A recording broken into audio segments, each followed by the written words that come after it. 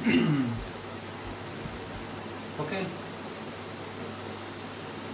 आज जैसे हम लोग उस दिन बात किए थे क्या, वहाँ पर हम लोग हेलो एल्केन शुरू किए थे और एक प्रिपरेशन लेके चले थे हम लोग डायरेक्ट हैलोजनेशन, यानी कि हैलोजनेशन ऑफ अल्केन। और हाँ, फोन जो आया था इतना तो समझ में आया कि आप लोग एक्टिव हो। हमसे ही एक कार्बन छूट गया था जिसको हम लोग बोल दिए थे कि प्राइमरी है, फिर भी आप लोग को हम मैसेज कर दिए थे। फिर भी एक जान लो, एक्टिव हो, बहुत अच्छी बात है। मिस्टेक हुआ है हमसे, इसको देख लें। जैसे यहाँ मान लो Cl है और इस पर हम लोग CH3 डाल दिए थे और इसको हम लोग एक प्राइमरी बोल दिए थे, बट यहाँ तो पॉसिबल है नहीं, ये तो जीरो हो जाएगा, क्योंकि इसके साथ हमको एक कार्बन और लगाना होगा, क्योंकि इस कार्बन के साथ हमको एक कार्बन तो चाहिए, एक अल्काइल ग्रुप तो चाहिए। तो एक कार्बन जो इसके साथ मिसिंग था वो आप लोग लगा लोगे। ऐसे तो आप लोग हमको फोन किए थे, उससे ध्यान था ही, और बार बार बोले सर 11th पे उसको बताए थे, इसमें इसको कैसे हम कि नहीं, सही बात, ठीक है। तो उसको अपना चेक कर लेना, जहाँ प्राइमरी लिखे थे उसमें एक कार्बन को और ऐड कर लेना। चलो देखो अब आगे, अच्छी बात है, एक्टिव हो, बहुत अच्छी बात है। आगे देखते हैं हम लोग, जो हम लोग हैलोजनेशन में थे, तो हम लोग मीथेन के साथ किए थे, सनलाइट के प्रेजेंस में किए थे ना, तो बोले थे कि अब इसके अंदर देखते हैं क्या। तो अब उसी को एक और एग्जाम्पल्स के थ्रू हम लोग यहाँ काम करते हैं। जैसे अब हम ले रहे हैं क्या, प्रोपेन। चलो एक कार्बन बनाते हैं, CH3 CH2 CH3, ठीक है। Cl2 से कराए और सनलाइट के प्रेजेंस H। तो यहाँ दोनों प्रोबेबिलिटी बनती है, एक तो CH3 CH2 एंड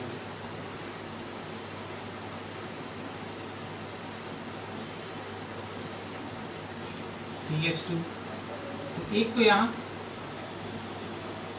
से, और एक H जो है Cl बन के निकल गया, यहाँ से एक H क्या होगा, क्योंकि ये जो क्लोरीन है उस दिन बोले थे कि ये फ्री रेडिकल मैकेनिज्म है, और फ्री रेडिकल हमेशा किसके बीच में होता है, इसमें फॉर्म होता था तो होमोलाइसिस फ्यूजन के अंदर। और होमोलाइसिस में हमको दोनों तरफ क्या चाहिए था, सेम ही चाहिए।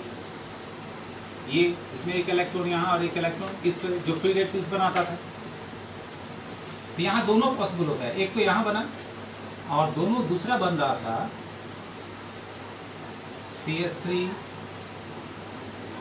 CH2 CH3। अब यहाँ पर CH3 लिए, दैट मीन्स यहाँ से एक एक जो है Cl के साथ निकलेगा, तो यहाँ पर एक फ्री रेडिकल आया। अब गौर से देखो, ये फ्री रेडिकल है, और फ्री रेडिकल जब हम लोग 11th में पढ़े थे तो फ्री रेडिकल की रिएक्टिविटी क्या थी, यहाँ डाल दें, यहाँ डाल देते हैं, तो वो थी फ्री रेडिकल का रिएक्टिविटी जो था मेरा, यहाँ डालते हैं 3 डिग्री ज़्यादा स्टेबल था, किससे 2 डिग्री से ज़्यादा स्टेबल था, किससे 1 डिग्री से। ये किसका था, फ्री रेडिकल का, याद है, ये किसका था, फ्री रेडिकल का। तो ये जो है आपका, ये फ्री रेडिकल्स के साथ कितना कार्बन है, 2, तो ये कितना डिग्री फ्री रेडिकल हो गया, 2 डिग्री, यानी कि सेकेंडरी। और इसके साथ कितना कार्बन अटैच है, ये तो इस कार्बन के साथ अटैच है, इसके साथ एक कार्बन ये अटैच है, तो ये कौन सा डिग्री हो गया, ये हो गया आपका 1 डिग्री, यानी कि प्राइमरी। तो ये 2 डिग्री है, ये 1 डिग्री है, तो स्टेबिलिटी सबसे ज्यादा किसकी बनेगी, 2 डिग्री की। इसलिए देखा गया है कि ये आपका मेजर प्रोडक्ट है जो आपका 55% बनाता है, और ये जो है आपका माइनर प्रोडक्ट जो 45% या उसी के आसपास का फॉर्मेशन होता है।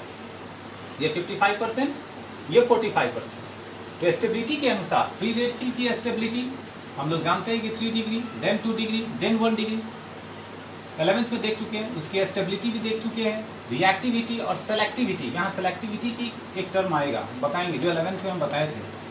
तो 50% तो ज़्यादा स्टेबल कौन हुआ, मेजर प्रोडक्ट कौन हो गया, ये हो गया कौन सा, माइनर प्रोडक्ट। इसी कारण से हम लोग जो है क्या करते हैं कि सेकेंड डिग्री को ही हम लोग आगे की ओर मूव कराते हैं।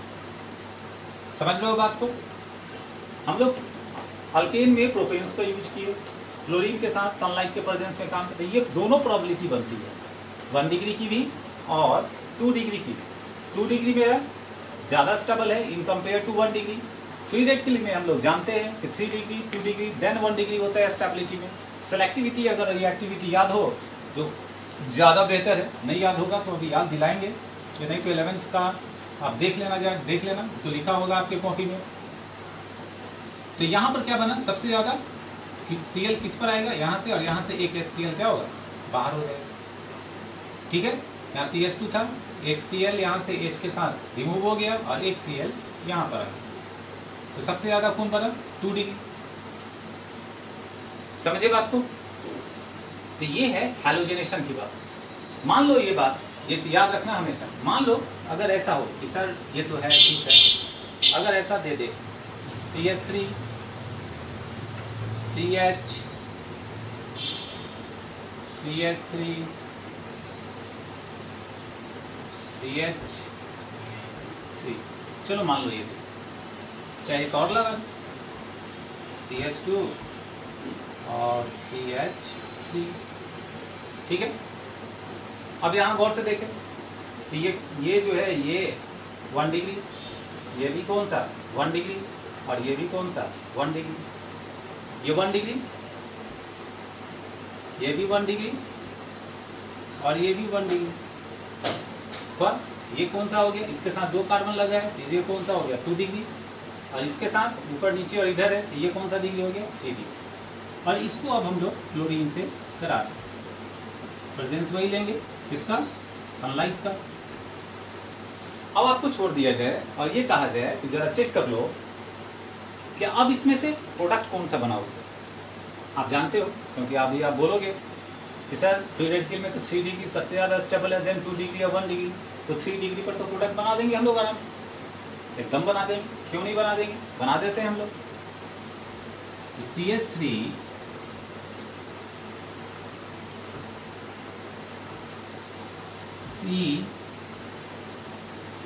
Cl CH3 CH2 and CH3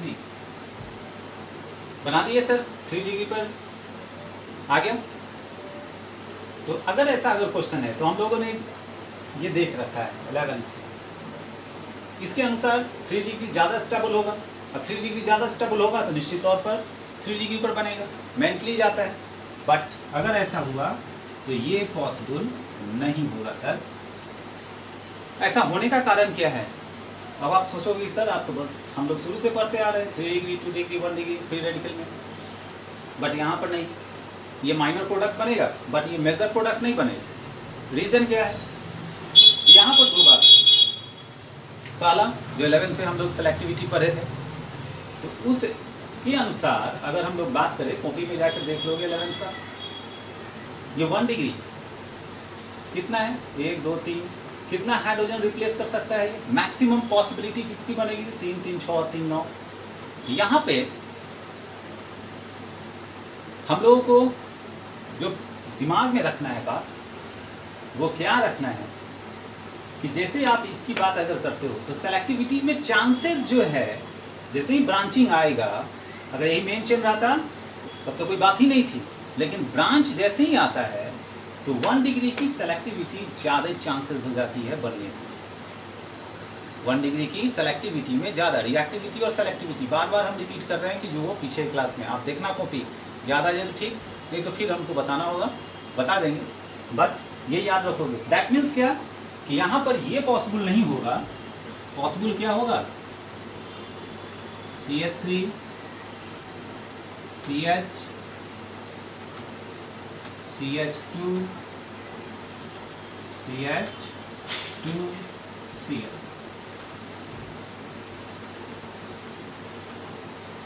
यानी कि ये आपका बन गया मेजर प्रोडक्ट। किस पे जाके? 1 डिग्री पर। अब कोई जरूरी नहीं है कि ये 1 डिग्री है, ये 1 डिग्री, ये 1 डिग्री, आप जहां लगा लो, जहां से लगा लो रिप्लेस करके, यहाँ से एक हाइड्रोजन रिप्लेस करके लगा लो या यहाँ लगा लो, लेकिन बनना किस पर है मेजर प्रोडक्ट? इस 1 डिग्री पे, क्योंकि यहाँ पॉसिबिलिटी हाइड्रोजन की रिप्लेसमेंट होने की ज़्यादा बनती है। और इसका रेशियो क्या होता है ये आपको पता है, अगर नहीं है कॉपी देखना 11th का। तो यहाँ जैसी ब्रांचिंग की बात अगर आती है, याद रखना, अगर स्ट्रेट चेन है कोई प्रॉब्लम नहीं, फटाफट 3 डिग्री 2 डिग्री 1 डिग्री इसके अनुसार बना दिए। अगर ब्रांचिंग की बात आएगी तो वहाँ पर ये देखना होगा कि किसकी सेलेक्टिविटी ज़्यादा बनती है, किसकी रिएक्टिविटी ज़्यादा होती है, और उसके अनुसार हम लोग प्रोडक्ट बनाएंगे। तो यहाँ पर ये हो जाएगा आपका प्रोडक्ट, क्या हो जाएगा? मेजर।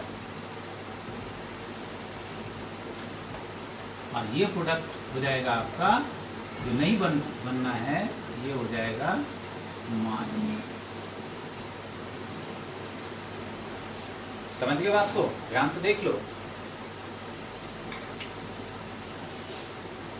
समझ गए? अब ध्यान से देख लो, गौर से। हो गया? मिटा दे। और 11th का देख लेना कि रिएक्टिविटी और सेलेक्टिविटी किसकी चांसेस किस समय ज़्यादा होती है।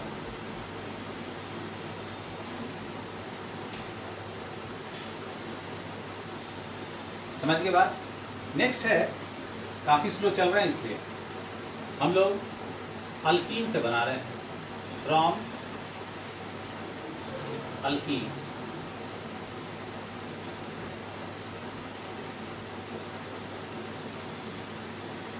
ठीक है ना, फ्रॉम अल्कीन। चलो अल्कीन में अब लेते हैं, ये सारा चीज आप कर चुके हो, सिर्फ याद दिला रहे हैं। CH double bond CH2 plus HBr।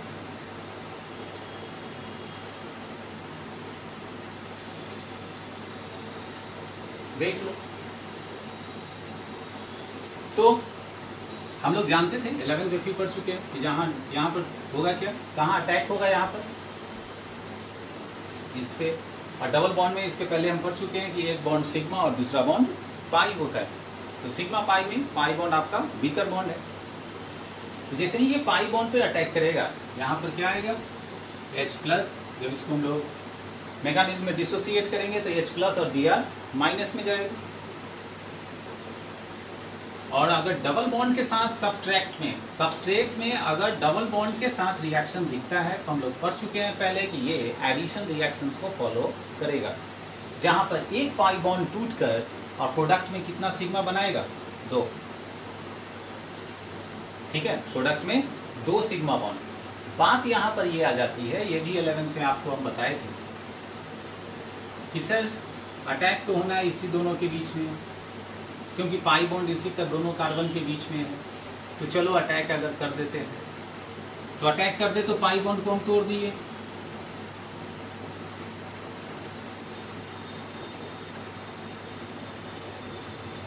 तोड़ दिए। अब किस पे 2 सिग्मा लाइन डालना है, तो किस पे प्लस वाला जाएगा और किस पे माइनस वाला, जाना तो इसी दोनों के बीच में। तो होता क्या है, हम लोग वहां पढ़े थे कि प्लस हमारा किस में चला जाता था? एक किस पे? जिस पे नंबर ऑफ हाइड्रोजन ज्यादा होते थे डबल बॉन्ड वाले में। और ये किसने बताया था? एक साइंटिस्ट जिसका नाम था मार्कोनी कॉर्स। और उन्होंने बताने के पीछे लॉजिक क्या रखा था ये भी बताए थे आप। तो दैट मीन्स ये आ जाएगा कहाँ? CH3 यानी कि H इसमें ज्यादा है, क्योंकि इससे तो हमको कोई लेना ही देना नहीं है, अटैक तो हमको यहाँ से करा रहे हैं। तो प्लस वाला इस पे और माइनस वाला इस पे। अब ब्रोमीन इस कार्बन से लगा है और इसके साथ कितना कार्बन हो गया? 2। तो ये कौन सा डिग्री बन गया? 2 डिग्री बना। हम दोनों एक यहीं पर डाल रहे हैं, दोनों का मैकेनिज्म फिर समझाएंगे आपको। अगर यही reaction CH3 CH double bond CH2 plus HBr और यहाँ पे परऑक्साइड का इफेक्ट लिए थे हम लोग, परऑक्साइड तो पेरोक्साइड के प्रेजेंस में जो हम लोग लिए थे, कौन सा पेरोक्साइड लिए थे मैकेनिज्म में, याद होगा, बेंजोइल पेरोक्साइड, जिसको खरास इफेक्ट के नाम से भी जाना जाता है। तो जैसे ही HBr को फिर यहाँ अटैक किया, तो यहाँ अटैक करने में जो हेल्पफुल होगा वो पेरोक्साइड होगा, यानी कि पहला काम जो दिखाएगा आपको वो पेरोक्साइड के हेल्प के थ्रू ये काम होगा। अब पेरोक्साइड वहाँ रोल क्या निभाता है ये मैकेनिज्म में देखेंगे। तो ये जैसे ही अटैक किया तो ठीक देखा गया क्या कि प्रोडक्ट आपका जो है भैया थोड़ा सा चेंज दिखा, मतलब CH3CH। अब क्या हुआ कि जो ये प्लस वाला है वो कम वाले पर जा रहा है और माइनस वाला जो है वो ज्यादा वाले पर जा रहा है। ऐसा क्यों हुआ?